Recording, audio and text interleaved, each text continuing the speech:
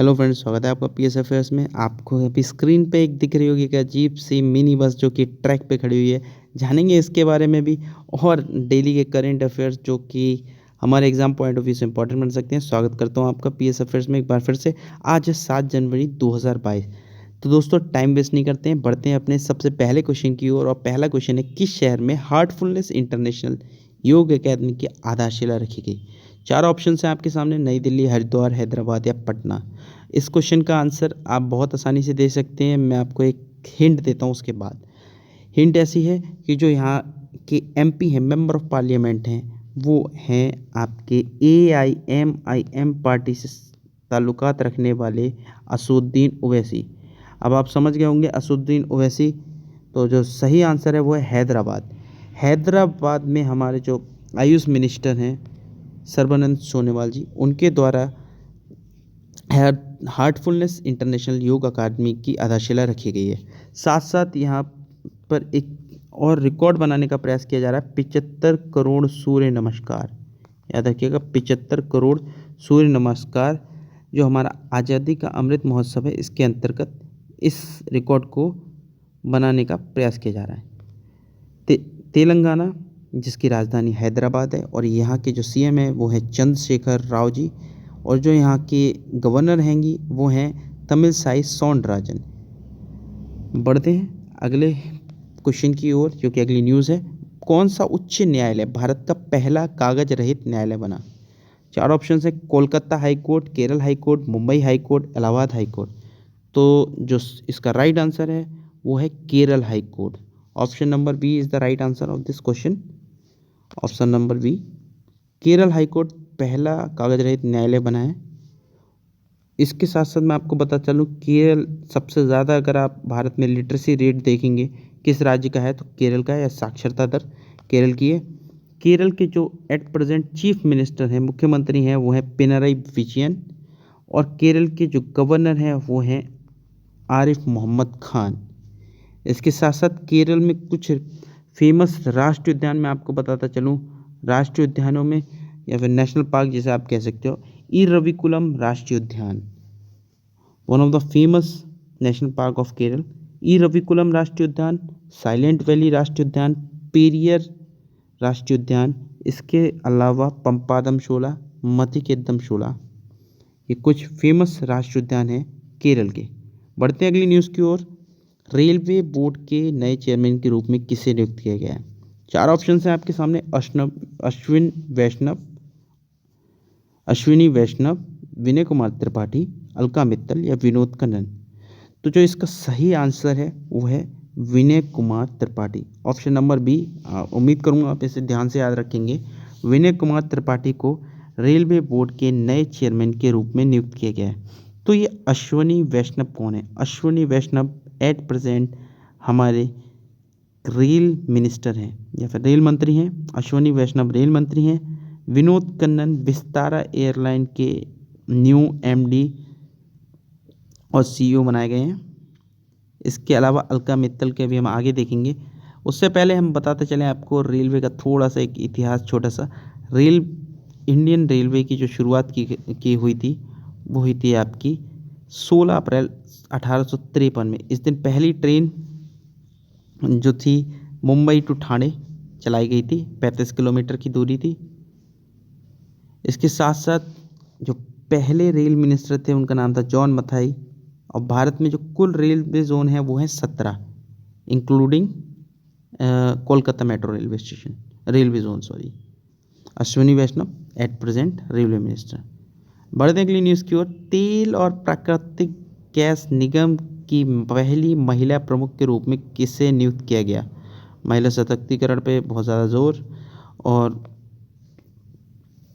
उसी का एक वो है ONGC, oil and natural gas corporation of India limited.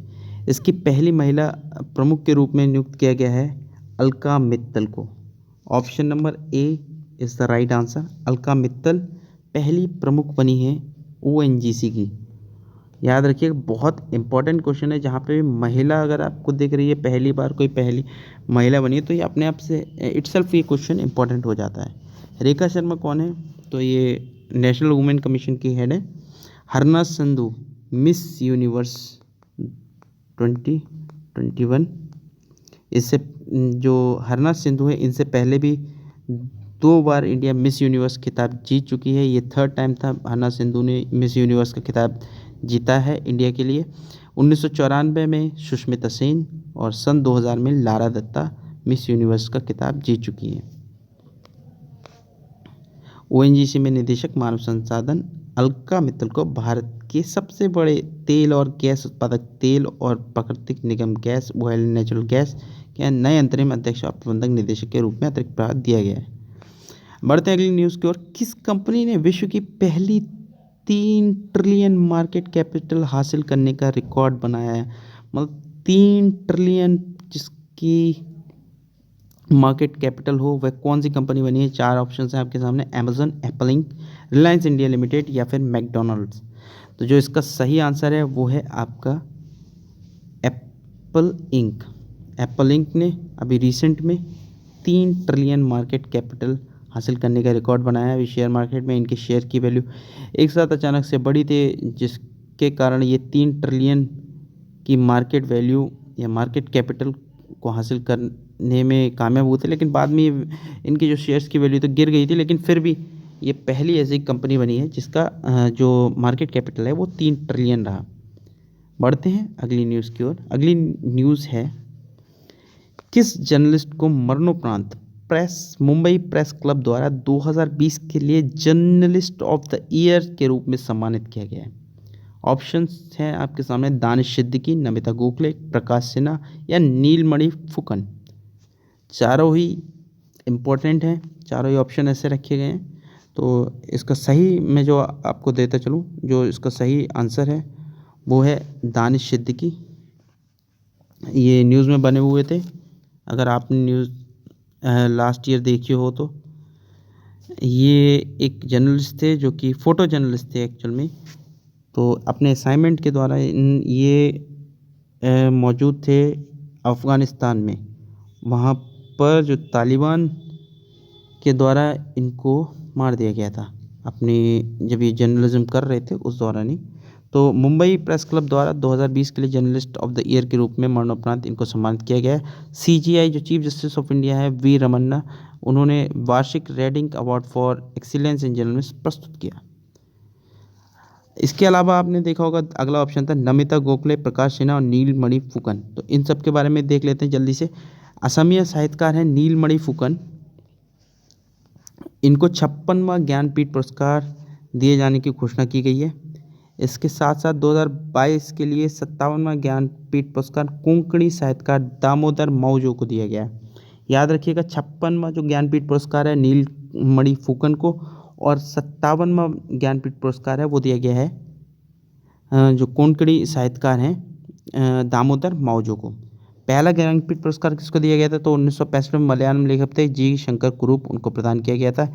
इसके अलावा नमिता गोखले को इंग्लिश में साहित्य अकेडमी अवार्ड दिया गया है, और दया प्रकाश सिन्हा को हिंदी के लिए। बढ़ते हैं अगले क्वेश्चन की ओर। सामाजिक कार्यकर्ता सिंधुताई सपकाल, जिन्हें अनाथों की माँ मदर ऑर्फन्स कहा जाता था, वे किस राज्य से संबंधित थी? इनका हाल में निधन हो गया है, आपको बताना है। ये आपको फोटो में दिख भी रही होंगी, ये है सिंधुताई सपकाल। इन्हें इस वर्ष 2021 में पद्मश्री पुरस्कार से भी नवाजा गया था, और ये संबंधित थी महाराष्ट्र से। Option number B Maharashtra. इन्होंने 2011 में, मैंने आपको बताया था, सामाजिक कार्य की श्रेणी में पद्मश्री से सम्मानित किया गया था। इसके अलावा इन्हें जीवन काल में 750 से अधिक पुरस्कारों से भी सम्मानित किया जा चुका है। साथ साथ ये करीब 2000 अनाथ बच्चों को गोद ले चुकी थी, और इनसे भी ज़्यादा की दादी हैं। ये महाराष्ट्र की रहने वाली है, जैसे कि ये क्वेश्चन का आंसर भी था। और इनके ऊपर एक बायोपिक भी बनी है, मी सिंधुताई सपकाल, जो वर्ष 2010 में रिलीज़ हुई थी। इसके साथ में एक और ऑब्ituary है जो एक रिसेंट में और निधन हुआ था। वो पूर्व जो नौसेना के 1971 में भारत पाक युद्ध के वायुबद्ध vice admiral H S Sharma थे, उनका 100 साल की उम्र में निधन हो गया। ये भी आप याद रखिएगा। दोनों ही इम्पोर्टेंट पर्सनैलिटीज़ हैं, तो उम्मीद करूँगा आप याद रखेंगे। हाल में कौन सा राज्य एलपीजी सक्षम और धूम्रपान मुक्त घोषित किया गया? तो अभी रिसेंट में हिमाचल प्रदेश को एलपीजी मुक्त और धूम्रपान मुक्त घोषित किया गया है। इसके लिए आप कह सकते हैं उज्ज्वला योजना और राज्य द्वारा चलाई जा रही वाली हिमाचल गृह सुविधा योजना, इन दोनों का बहुत ज़्यादा एक कह सकते हैं सहयोग रहा है, जिसके कारण ये जो पहला एलपीजी सक्षम और धूम्रपान मुक्त राज्य बनने का गौरव प्राप्त किया हिमाचल प्रदेश ने। हिमाचल प्रदेश के बारे में जल्दी से हल्का से देख लेते हैं। जो इसकी राजधानी है, जो समर कैपिटल है, जो ग्रीष्मकालीन राजधानी और शिमला है, और जो शीतकालीन राजधानी धर्मशाला है। हिमाचल प्रदेश के राज्यपाल हैं श्री राजेंद्र आर्लेकर, और जो हिमाचल प्रदेश के मुख्यमंत्री हैं वो हैं श्री जयराम ठाकुर। बढ़ते हैं अगली न्यूज़ की ओर। पढ़े भारत कैंपेन किसके द्वारा इनॉग्रेट किया गया? तो पढ़े भारत कैंपेन, जिसमें 100 दिन तक छोटे बच्चों, जो बाल वाटिका से लेके आपके कक्षा 8 तक के बच्चों के लिए इनॉग्रेट किया गया था, और ये इनॉग्रेट किया गया था हमारे शिक्षा मंत्री धर्मेंद्र प्रधान के द्वारा। और ये 100 दिन तक चलेगा। 1 जनवरी 2022 से शुरू हुआ है और ये 10 अप्रैल 2022 तक चलेगा। पढ़ाई अभियान का उद्देश्य, या पढ़े अभियान का जो उद्देश्य है वो है बच्चों, शिक्षक, अभिभावक, समुदाय, शैक्षिक प्रशासकों आदि सहित राष्ट्रीय तथा राज्य स्तर पर सभी हितधारकों की भागीदारी सुनिश्चित करना, ताकि बच्चे रुचि के साथ पढ़ सकें। तो जो आपके धर्मेंद्र प्रधान थे, ये कौन है? तो ये हमारे केंद्रीय शिक्षा एवं स्किल डेवलपमेंट मिनिस्टर हैं, या फिर आप कह सकते हैं union education and skill development minister. Balraj, जो कि अभी हाल में खबरों में बना हुआ था, ये क्या है? ये मिसाइल है, टैंक है, बुलेट पुलटग है, एंटी एयरक्राफ्ट गन है। तो दोस्तों बलराज जो अभी न्यूज़ में बना हुआ था, ये है गलत, ये है बुलेट पुलटग। याद रखिएगा, ये क्या है? बुलेट पुलटग। अब ये होता क्या है, ये आपको दिखाता हूँ आगे चल के। ये है आपका बलराज। पीछे आप देख रहे हैं इंडियन नेवी के ऑफिसर, और ये हिंदुस्तान शिपयार्ड लिमिटेड के एक अधिकारी खड़े हुए हैं। इनके पीछे जो आप ये नाव टाइप देख रहे हैं, ये है बलराज। साथ साथ मैं आपको बताता चलूँ, अभी रिसेंट में सभी जो इंडियन आर्मी चीफ हैं वो तो है हमारे मनोज मुकुंद नरावने जी हैं। जो इंडियन नेवी के चीफ हैं, भारतीय नौसेना के जो अध्यक्ष हैं वो हैं आर हरि कुमार। याद रखिएगा, आर हरि कुमार नौसेना प्रमुख हैं, जबकि वायुसेना प्रमुख हैं विवेक राम चौधरी। बढ़ते हैं अगली न्यूज़ की ओर। किस भारतीय राज्य केंद्र शासित प्रदेश में संकल्प स्मारक की स्थापना की गई? दोस्तों ये केंद्र शासित प्रदेश है अंडमान और निकोबार। अंडमान निकोबार में संकल्प स्मारक की स्थापना की गई है, और आप देख सकते हैं संकल्प स्मारक ये 29 दिसंबर को। हाल में ही नेताजी सुभाष चंद्र बोस के भारत आगमन के ठीक 78 वर्ष पूरे हुए हैं, जिसके बाद एक संकल्प स्मारक को राष्ट्र को समर्पित किया गया है। और ये अंडमान निकोबार में आप देख सकते हैं। अंडमान निकोबार भारत से, ये है आपका अंडमान निकोबार बंगाल की खाड़ी में। साथ साथ अंडमान निकोबार में कुल 9 राष्ट्रीय उद्यान हैं। उन 9 राष्ट्रीय उद्यानों के नाम आपको दिख रहे होंगे। Saddle peak Mahatma Gandhi marine national park, mount Harriet, Rani Jhansi marine national park, south Button national park, Campbell Bay national park, Galathea Bay national park, middle Button island national park और north Button island national park. जो अंडमान निकोबार में जो जुडिस्टिकेशन area है, जो high court लगता है, वो लगता है आपका कलकत्ता हाई कोर्ट। अगला क्वेश्चन जो कि आपने सबसे पहले वीडियो में जो आपने देखा होगा, वो ये एक अजीब सा व्हीकल देखा होगा, और यही है हमारा अगला क्वेश्चन है। Recently which country inaugurated first dual mode vehicle in the world? तो हाल में किस देश ने पहला डुअल मोड, या आप कह सकते हैं हाइब्रिड व्हीकल, जो कि रोड पे भी चल सकता है, आपको इसमें टायर्स भी दिख रहे होंगे, और ये आपके ट्रैक पे भी चल सकता है, जो रेलवे ट्रैक होता है उस पर भी चल सकता है, और ये रोड पे भी चल सकता है। तो ये अभी रिसेंट में कंट्री ने इसको इनॉग्रेट किया है। इसकी जो क्षमता है वो है 21 लोगों की, और उन्होंने इसको एक शहर में शुरू भी कर दी है। तो जो इसका सही ऑप्शन है वो उस देश का नाम है जापान। जापान ने अभी इस डुअल मोड व्हीकल को दुनिया के सामने पेश किया, और अपने ट्रांसपोर्ट सिस्टम में इसको मतलब एक तरह से आप कह सकते हो अप्लाई कर चुके हैं ये। जापान ने अपने शहर कायो में मिनी बस जैसे दिखने वाला दुनिया का पहला डुअल मोड व्हीकल पेश किया। जापान जिसकी राजधानी है टोक्यो, जापान के प्राइम मिनिस्टर हैं फूमियो किशिदा और जापान की जो करेंसी है वो है येन। अगली जो न्यूज़ है आप एक बार दोबारा से देख सकते हैं इसको। अगली जो न्यूज़ है, which country became the 4th new member of the new development bank. हाल में कौन सा देश न्यू डेवलपमेंट बैंक का चौथा सदस्य बना। तो न्यू डेवलपमेंट बैंक बनाया किसने था, तो ये बनाया था ब्रिक्स देशों ने। ब्रिक्स देशों में कौन कौन सा आता है, तो ब्रिक्स में आता है, कहाँ BRICS, BRICS, Brazil, Russia, India, China और साउथ अफ्रीका। इन सब ने मिलकर एक बैंक को फॉर्म किया था जिसका नाम था NDB या न्यू डेवलपमेंट बैंक। और इसमें अभी चौथा मेंबर जो जुड़ा है वो है इराक। याद रखिएगा, इराक या मिस्र चौथा इसका मेंबर है। इसके अलावा पिछली कुछ इनसे पहले सितंबर के लगभग 3 देश जुड़े थे जिसमें UAE, बांग्लादेश और इराक भी था, और जो चौथा जुड़ा है जो है इराक। तो याद रखिएगा चौथा जो नया मेंबर है वो है इराक। तो मिस्र ब्रिक्स न्यू डेवलपमेंट बैंक के चौथे नए सदस्य के रूप में शामिल हुआ है। बांग्लादेश, UAE और यूराक भी सितंबर 2021 में ब्रिक्स न्यू डेवलपमेंट बैंक में शामिल हुए थे। ब्रिक्स न्यू डेवलपमेंट बैंक एक बहुपक्षीय बैंक है जिसे ब्राज़ील, रूस, इंडिया, चाइना और दक्षिण अफ्रीका द्वारा सतत विकास और बुनियादी ढांचा परियोजना के वित्त पोषण के लिए स्थापित किया गया है।